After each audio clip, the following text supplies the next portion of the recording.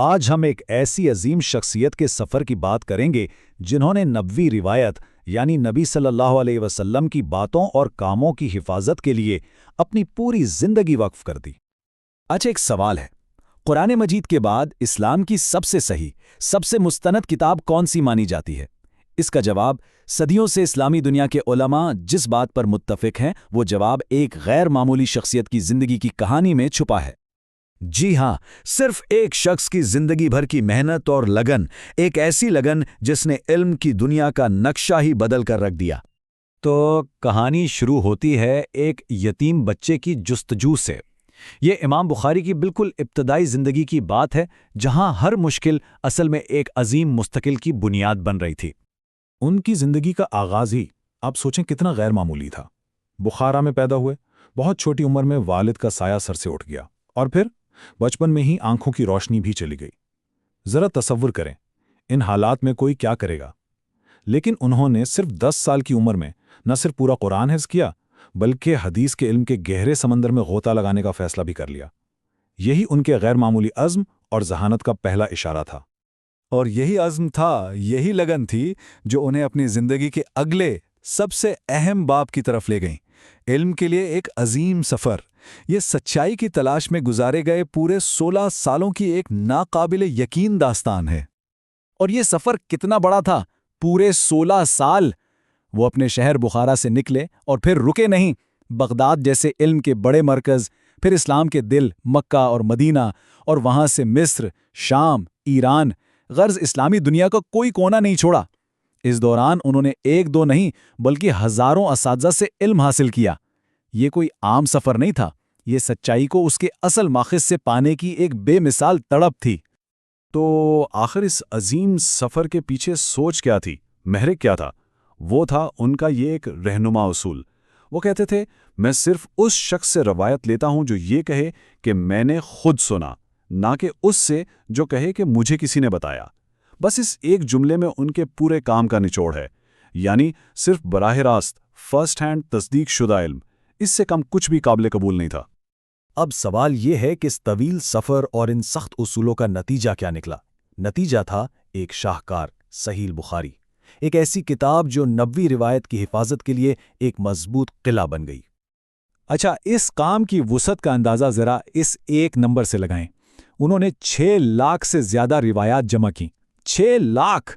یہ علم کا ایک سمندر تھا، لیکن اصل چیلنج تو یہ تھا کہ اس میں سے خالص موتی کیسے نکالے جائیں۔ اور اس 6 لاکھ کے سمندر میں سے جو انہوں نے چنا وہ یہ عدد ہے، تقریباً 2600 منفرد احادیث۔ ذرا سوچیں، 6 لاکھ میں سے صرف 2500 کے قریب۔ یہ تاریخ کے سب سے بڑے علمی چھانٹی کے عمل میں سے ایک ہے۔ یہ اس بات کا ثبوت ہے کہ وہ سچائی کے معیار پر ذرہ برابر بھی سمجھوتا کرنے کو تیار نہیں تھے۔ تو یہ انتخاب ہوا کیسے؟ ظاہر ہے یہ کوئی تکے کی بنیاد پر نہیں تھا۔ اس کے پیچھے ایک بہت ہی منظم اور انقلابی طریقہ کار تھا، جس سے ہم تصدیق کا گولڈ سٹینڈرڈ یا سنہری معیار کہہ سکتے ہیں۔ اس معیار کے آپ کہہ لیں 4 ستون تھے۔ پہلا، قابل اعتماد راوی، یعنی روایت بیان کرنے والا ہر شخص اپنی ایمانداری اور سچائی کے لیے مشہور ہو۔ دوسرا، بے عیب حافظہ، اس کی یادداشت اتنی کمال کی ہو کہ غلطی کا کوئی امکان ہی نہ رہے۔ تیسرا، اور یہ سب سے اہم ہے، اٹوٹ سلسلہ، یعنی حدیث کی جو پوری چین ہے اس میں ہر راوی کی ملاقات اپنے سے اگلے راوی سے ثابت شدہ ہو، بیچ میں کوئی ایک کڑی بھی غائب نہ ہو۔ اور آخر میں چوتھا، بے عیب متن، یعنی حدیث کا جو مواد ہے وہ قرآن یا دوسری پکی حدیثوں کے خلاف نہ جاتا ہو۔ لیکن بات یہیں ختم نہیں ہوتی تھی۔ ان کی تحقیق کا معیار دیکھیں۔ ہر ایک حدیث کو اپنی کتاب میں لکھنے سے پہلے وہ صرف اپنی علمی تحقیق پر بھروسہ نہیں کرتے تھے، بلکہ 2 رکعت نماز پڑھ کر اللہ سے رہنمائی یعنی استخارہ بھی کرتے تھے۔ یہ ان کے کام میں علمی سختی اور گہرے تقوی کا ایک ایسا امتزاج تھا جو شاید ہی کہیں اور ملے۔ تو پھر امام بخاری کی میراث کیا ہے؟ کیا صرف ایک کتاب؟ نہیں، بالکل نہیں، بلکہ اس سے کہیں بڑھ کر وہ در حقیقت علم حدیث یعنی حدیث کی سائنس کے پورے شعبے کے معمار تھے۔ انہوں نے ایک بالکل نئے علم کی بنیاد ڈالی، علم الرجال۔ اس کو آسان لفظوں میں سمجھیں تو یہ راویوں کی بایوگرافیز اور ان کے بیک گراؤنڈ چیک کا ایک منظم نظام تھا۔ مطلب یہ صرف یہ دیکھنا نہیں تھا کہ کون کیا کہہ رہا ہے، بلکہ یہ جانچنا بھی تھا کہ جو کہہ رہا ہے وہ شخص کیسا ہے، اس کا کردار کیسا ہے، کیا اس پر بھروسہ کیا جا سکتا ہے۔ ان کی خدمات نے اسلامی علم کی تاریخ پر گہرے نقش چھوڑے۔ انہوں نے راویوں کا پہلا انسائکلوپیڈیا التاریخ الکبیر لکھا، اپنے شاگرد امام مسلم کے ساتھ مل کر صحیحین یعنی صحیح بخاری اور صحیح مسلم کا وہ سنہری معیار قائم کیا جو آج تک مستند مانا جاتا ہے۔ ان کا کام ہر اسلامی فقہ کے لیے ایک بنیادی ستون بن گیا، اور ان سب سے بڑھ کر ایک بات، اتنی شہرت، علم اور دولت کے باوجود انہوں نے ہمیشہ تقوی اور سادگی کی زندگی گزاری۔ اور آخر میں ایک سوال جو آج کے دور میں شاید پہلے سے بھی زیادہ اہم ہے۔ ہم معلومات کے ایک سیلاب میں جی رہے ہیں جہاں سچ اور جھوٹ میں فرق کرنا ہر لمحہ مشکل ہوتا جا رہا ہے۔